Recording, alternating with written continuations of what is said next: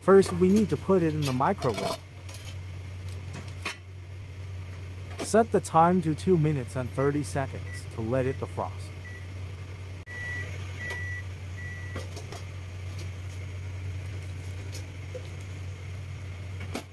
Pour in fresh oil.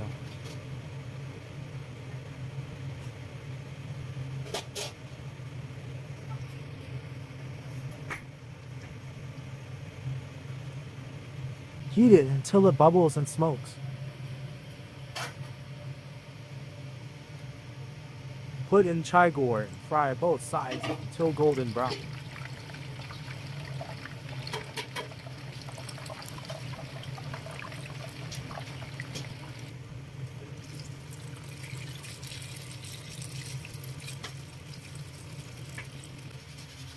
Then let it drain the excess oil.